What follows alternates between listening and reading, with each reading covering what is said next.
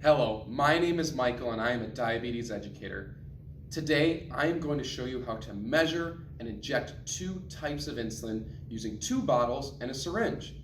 This process is reserved just for those of you that have been instructed to take two different types of insulin at the same time.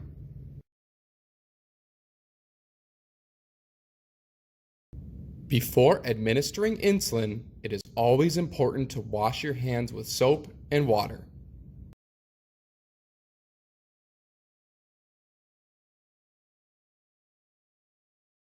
Before I get started, I want to make sure that you have the correct supplies. The first item you need is the insulin. Do not start this process until you have clear instructions from your healthcare professional for taking your insulin. You need to know your exact prescription. Your prescription should include the type of insulin, the doses, and the specific time of day in which you are to be taking each prescribed dose. The second item you need is an unused, sterile insulin syringe. The last item you need is an alcohol wipe. Once you have the correct supplies and you have washed your hands, you can get started. I have two different types of insulin here. One is NPH insulin and the other is R insulin. For this demonstration, I am going to measure and inject 14 units of NPH and 12 units of R. This adds up to a total dose of 26 units. The first thing that you need to do is use the alcohol wipe to sanitize the top of each bottle.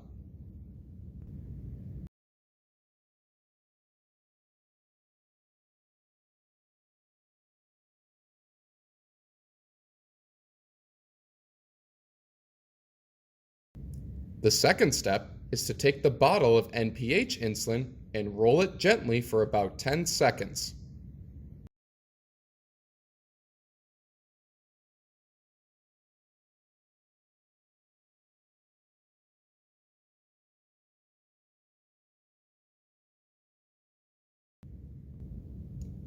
As you can see, NPH insulin is cloudy in comparison to the R insulin.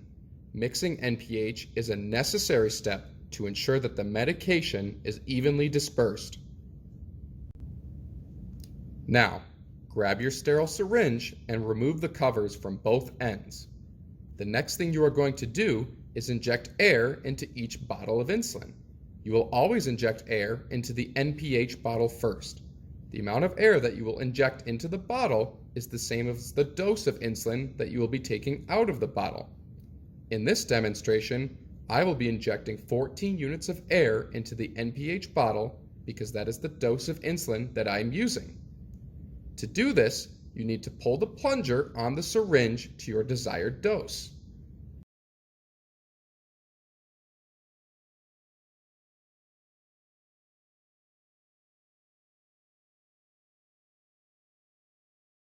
Then, poke the syringe into the top of the NPH bottle, push the plunger all the way down so that the air goes into the bottle. Then, remove the syringe.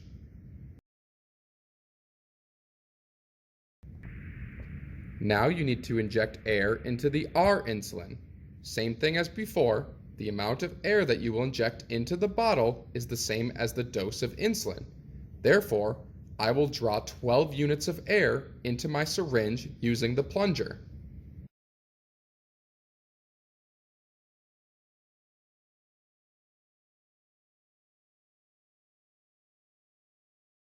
Insert the syringe into the R insulin bottle.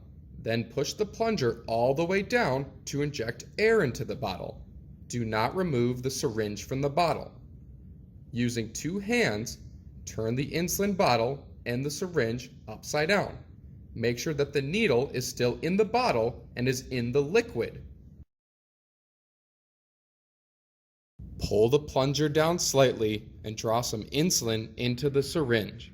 Then, push the plunger and the insulin back into the bottle to remove any air bubbles. Now you can pull the plunger down to your exact dose of insulin. In my case, that is 12 units. Then remove the needle.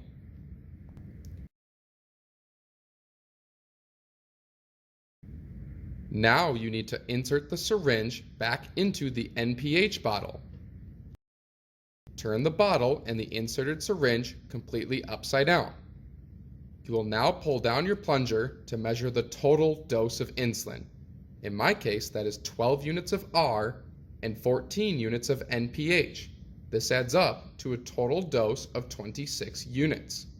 During this step, you cannot push any insulin back into the bottle. Once you pull the plunger to your total dose of insulin, you can remove the syringe and you are ready to inject.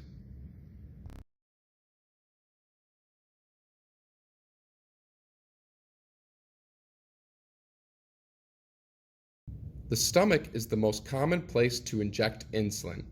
Just make sure to stay at least an inch away from your belly button. This picture shows the other places that you can inject insulin on your body.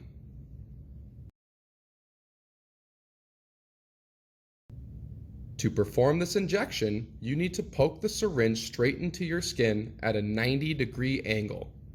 Once you have pushed the syringe into your skin, push the plunger all the way in to inject the insulin.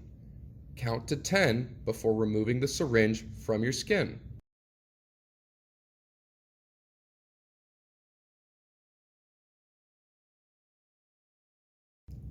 Once you are finished with the injection, you need to dispose of your syringe properly. The safest option is to purchase a sharps container from a pharmacy and dispose of the sharps container properly once it's full. For more information on this, you can click the link in the description box of this video.